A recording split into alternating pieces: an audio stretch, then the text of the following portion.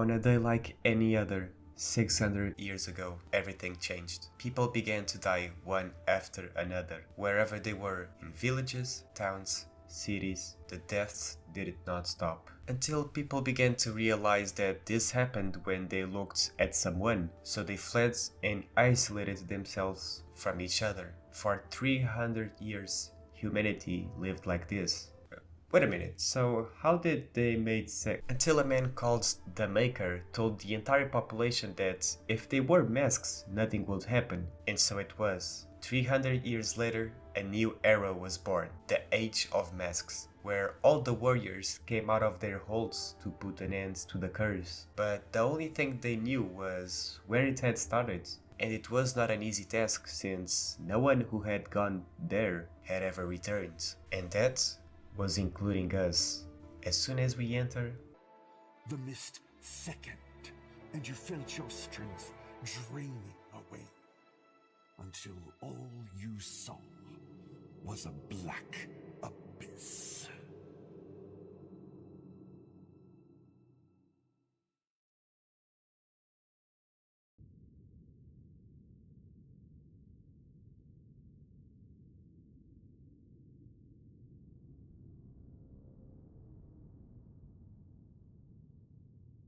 do you know Kingsfield? It's pretty much Dark Souls in first person before From Software even thought of creating Souls-like games. Kingsfield has always been a game series that has impressed me greatly and made me wonder what more recent games would be like if Kingsfield was still around instead of Dark Souls. Since the vast majority of these games are from PlayStation 1, who knows, maybe I'll make a game bringing together all the Kingsfield-like games. Returning to this game, Verho the Curse of Faces, which takes great inspiration but leaves you feeling super fresh with its great originality and settings of areas and characters. Verho Curse of Faces, despite its graphics, has excellent gameplay and is a true love letter to the game, since the graphics come from the PlayStation 1.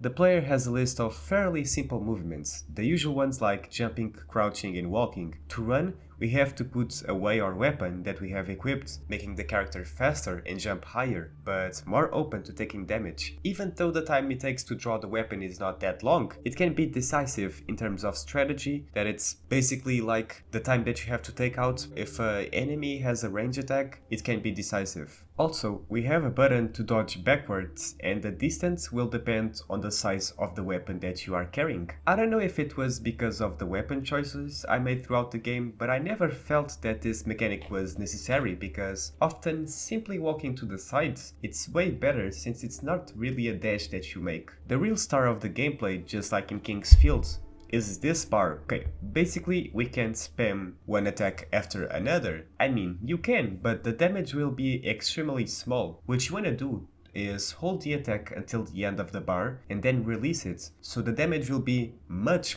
higher. But there is a way to make it even higher. As soon as the bar reaches the end, it will glow for a few seconds. If we attack at that exact moment, the damage will be critical, and we may even kill the enemy that we want on 1 or 2 attacks. The gameplay will be based on this dance of dodging while charging our attacks and hitting at the right moment.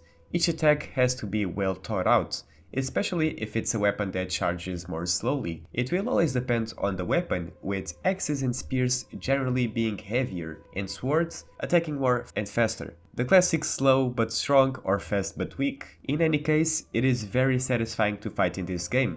From the visual effects to the study we have to make of the enemy. Many of them will intimidate us at first glance because we have no idea how strong they can be. If they are fast, if they will throw you any projectiles, nothing, you don't know nothing. As a rule, all enemies will have an animation or a noise that will indicate what is coming, and as soon as we realize the distance of the attacks, the speed and all that, the tables turn. As I mentioned, we obviously have weapons, and a lot of them, from swords to spears to axes to bows and even crossbows. We have 2 slots that can be filled in different ways. As usual, heavy weapons take up both slots, but if we have a one-handed weapon, we can equip a shield on the other arm, which completely changes the way you approach the game.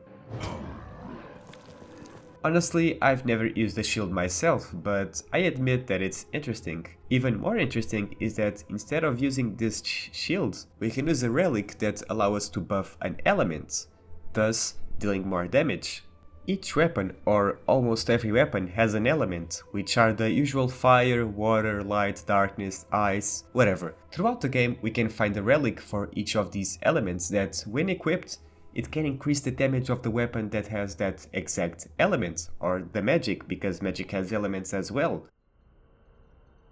The best part of the combat is undoubtedly the magic. Like weapons, each spell has its own element in the way of helping us. Since not all of them are direct attacks, there are support spells such as creating orbs that fly towards the enemies, or creating allies. There is a huge diversity. Just like in Dark Souls, we will need to improve our character in various attributes, since many spells require a higher level of intelligence, and some weapons require more strength and dexterity. When we kill enemies, our XP bar goes up, and when we level up, we earn 3 points to use among the attributes. In this game, the bonfires are the statues of the Maker, where we can save, fast travel to another area, or improve our character. If we want to rest to recover health and magic, all enemies will return like in the Souls game. Oh man, how could I forget? You don't have only weapons and magic, you have rings as well. It's funny because there's one From Software game called Eternal Ring that it's focused on rings. Here they can give you buffs, like more damage, more experience, more gold, you make enemies bleed more, you have more critical chances, whatever. It's a really nice touch, and there's a lot of them as well. And you can equip until 4. Oh man, the enemies. If there's one thing I love about this game, it was definitely the characters and enemies. Look at this. Their design is simply incredible, and there is so much diversity. It's surreal how there are even enemies that appear only in one certain area and never reappear. I mean, all areas have unique enemies, and sometimes even the stages within the areas itself have unique enemies. Each area is usually divided into 3 parts, and this division is made by the Maker statues. I can't express how cool it is to enter a new area. Remember what I said in Mortha? One of the things that impressed me the most about that game is the visual diversity, and that's exactly what happens here. One moment we are in a forest fighting bats, and the next we are inside a purple realm killing a giant demon. Verho does these changes from more open to more closed areas very well. The placement and choice of enemies is brilliant as well. One of my favorite examples is the sewer, where we have these super narrow corridors that we often only see at the last second when it's behind. The enemy that appears here runs through the corridors until it has enough distance to attack us. It's simply incredible because this is the only time it appears. I know it looks simple, but you must play. The mechanics used here are never used again, or at least not in this way, and that's what makes this game so incredible. There are several unique approaches depending on the enemy and the space available to fight it. I don't know what it is, but this game isn't scary. I mean, it is, but it isn't. Yet the atmosphere is often so heavy that it generally makes us feel somewhat uncomfortable. Given the state of the worlds, the enemies, and sometimes the characters themselves, we never know what exactly to expect, and at any moment we might see an NPC we saw earlier, which isn't always a good thing. There's this strange NPC who appears near a campfire. We need his help to gain a power that will allow us to defeat the area's boss. But to do that, we have to find his tablet. However, something isn't quite right. Something about him is strange. You have it. I can give it to me. Eventually, much later on, we see him again, and it's not pleasant, as you may guess. It's that classic Souls-like vibe where everyone is hopeless, treacherous, or depressed, all of the above.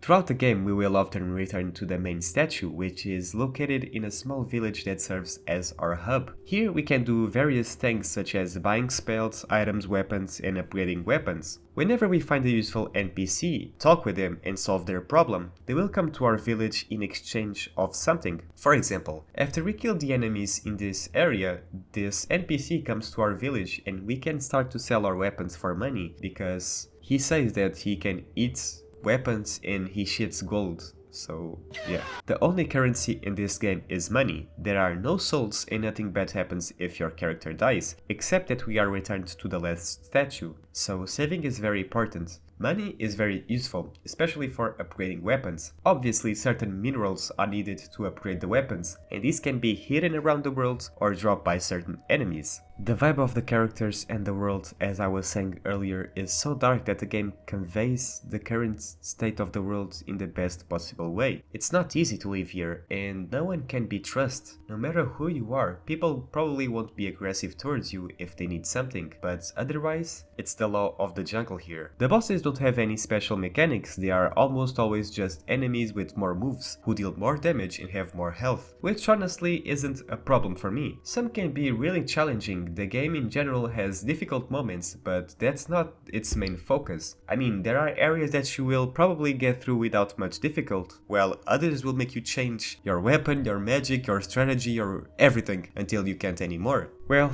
I think it's time to talk about the final part. If you are interested in playing, which I recommend, don't go any further. I will try not to give that much spoiler, but I will spoil it. Anyway, our goal becomes clear when we defeat the former king. It seems that an old man who was being with us since the beginning of the game was the real cause of everything that is happening. Before, he was an extremely powerful wizard and ally of the king, but when the king began to become corrupt and simply untrustworthy, the wizard chose to summon a demon strong enough to kill the king. But guess what? The demon didn't care about this shit and cursed the entire world. Yeah, genius. The game doesn't say many things, but it's believed that the maker, it's in fact this gentleman. I have called him everything but his name. Old man, gentleman. Well, his name is Verho. I think Verho? Yeah, I think it's that. The game has several endings, and I choose the ending where we sacrifice ourselves to destroy the curse. To kill the demon, only the old man, Verho, can use this magic sword that is capable of defeating him. So, after we accept this, he takes our body and kills the demon, and Verho ends up killing himself after, so he can finally be at peace. Throughout the game, numerous choices and dialogues can be made with the characters, which will also affect how the journey ends. Verho is indeed an incredible game that really got me hooked. If I had to point out something bad, it would be that the system for changing spells and items such as healing potions and etc. is a little confusing. To change items we have to click on 1 and for spells on 3. It may just be a skill issue of mine, but I didn't like it very much. Speaking of health potions, this is one of the only ways to recover health. Of course we can recover whenever we use the statue to rest or use the 3 level points, but apart from that, this is almost the only way. Initially there are quite a few potions, but the game only let us buy 10 of the weakest ones on the hub, and we have to be with less than 10, otherwise we can't, and we can only pick up when it's dropped by enemies or other things. On the other hand, I kinda understand the choice, so as not to make the game too easy, but I didn't really like this way of manage health potions. Maybe they could put something like a Estus flask. Well, to conclude, I'm going to have to put Verho as our best game, just ahead of Morta. It's true that this was undoubtedly my favorite game so far from our tier list of indie games. It's incredible how much personality this game has, even though it's based on classics from Software. If you want to try something in the Souls-like genre, this isn't identical to what's been coming out lately. Give it a chance to Verho, the Curse of Faces. Thank you so much for watching.